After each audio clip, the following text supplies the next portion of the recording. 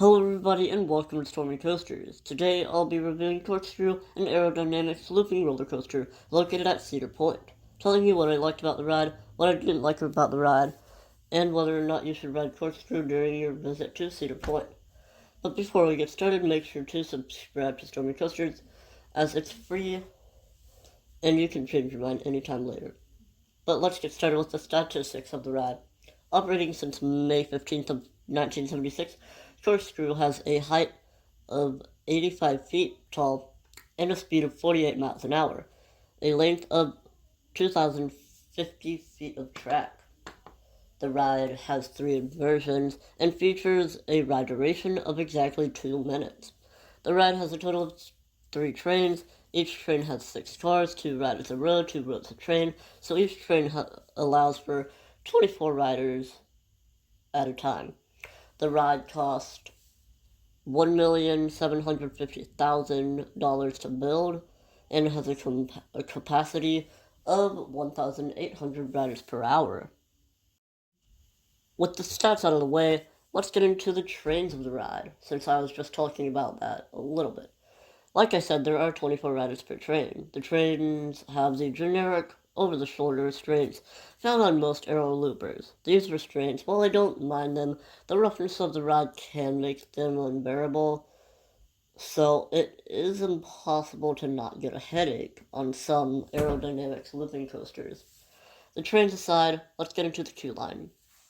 The ride never really got a line while I was at Cedar Point, so feel free to do this ride at any time during your visit, or even without a fast lane. There isn't really any theming in the queue line. That aside, let's get into the layout of the ride. Once you dispatch from the station, you will dip down a little bit and turn 180 degrees right, and start going up into your very slow lift hill. Now, I did not add a script to this turnaround, but I will skip ahead during the lift hill. Once you get to the top of the lift hill, release and go into your drop. I'm waiting. After that, you will go into an airtime hill that will give you ejector, but due to the over-the-shoulder strength, it is painful as heck. But after that, go into a vertical loop and into another airtime hill.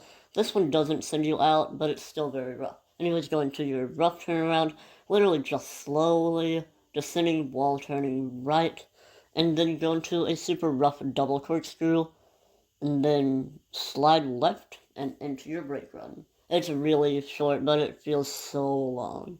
Probably because of that super long lift hill, but yeah. Like I said, this ride is extremely rough. Anyways, would I recommend riding Corkscrew while you're at Cedar Point? Absolutely not. This ride is horrible. And no way am I ever riding that again. Sorry about that notification. But anyways, guys, that's going to wrap up today's video. I hope you enjoyed. Be sure to subscribe and like this video if you haven't already. Comment your thoughts on Corkscrew if you've ridden it, and have a good day.